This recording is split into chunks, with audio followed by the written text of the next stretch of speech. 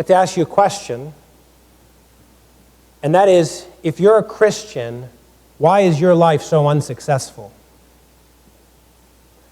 Why is your family life such a wreck? Why is your bank account empty or nearly empty?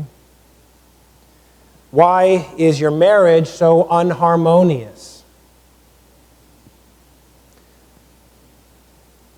It looks a lot like your religion's in vain. Looks a lot like your God has forsaken you and that your Christianity amounts to nothing.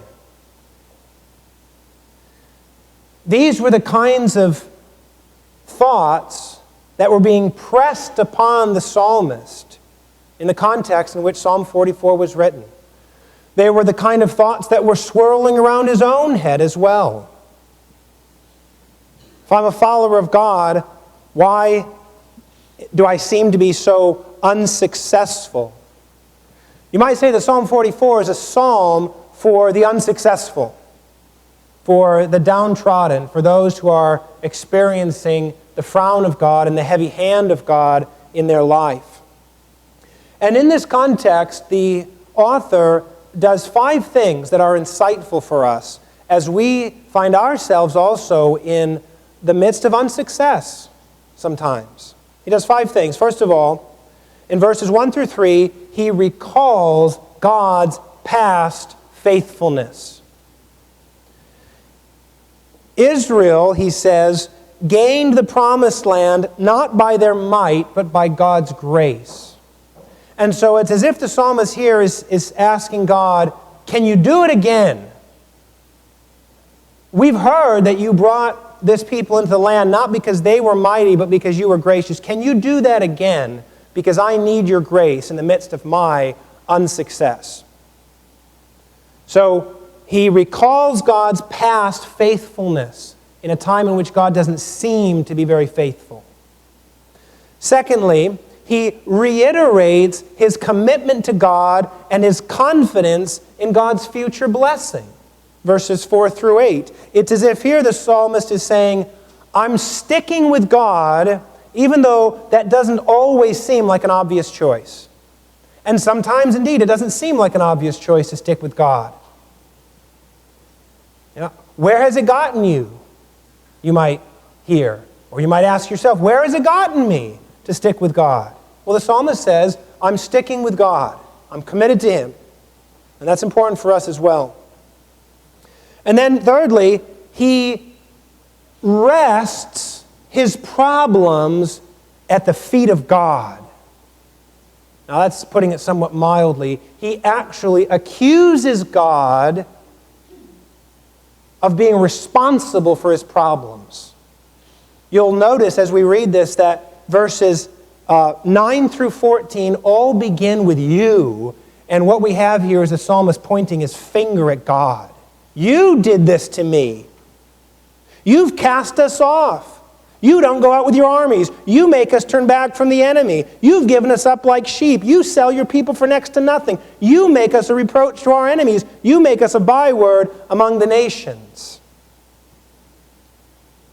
And let me suggest to you that this is a very believing thing to do. A very believing thing to do. Many people want to absolve God of any responsibility in the midst of their hardships. You know, they'll say like, well, God didn't do this to me. God had nothing to do with my current circumstances. God had nothing to do with my cancer. That wasn't God. But listen, if God isn't in the midst of your cancer, then something has slipped through His sovereignty. If that has nothing to do with God, then God isn't all-powerful. And so the psalmist does the right thing here. He says, Lord, you've done this to me. You've brought me in these hard circumstances. He rests all of his problems at God's feet. Fourth, he recites his own innocence.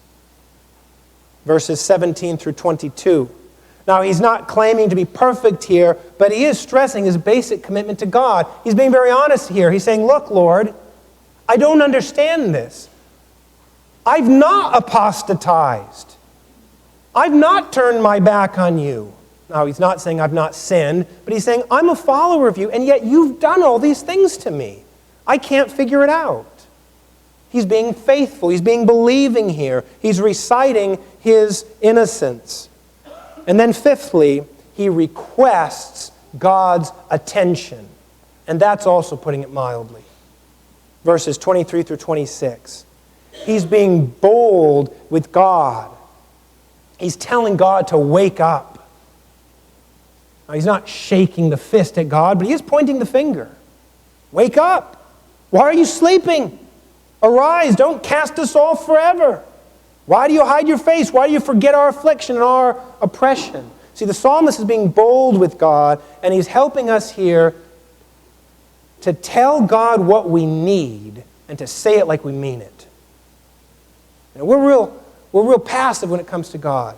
But God says, tell me what you need and say it like you mean it. Pray like you believe prayer is communicating with God who can actually do something about your problems. Now, interestingly, in this case, one of the verses is quoted in the New Testament, namely verse 22.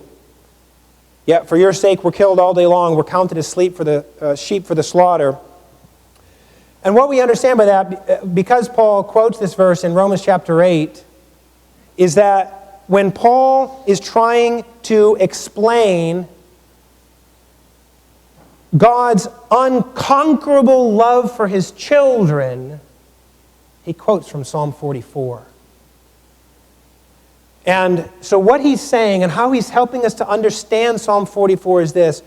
In Romans chapter 8, Paul is saying, even though we suffer tribulations and distress and persecution and famine and nakedness and peril and sword, he's saying, even though all those things are true, nothing can separate us from the love of God in Christ.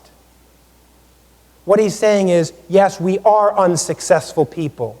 We will face famine and persecution and all the rest, but we have a God who loves unsuccessful people and cares for them and commits himself to them through his mediator, Jesus Christ.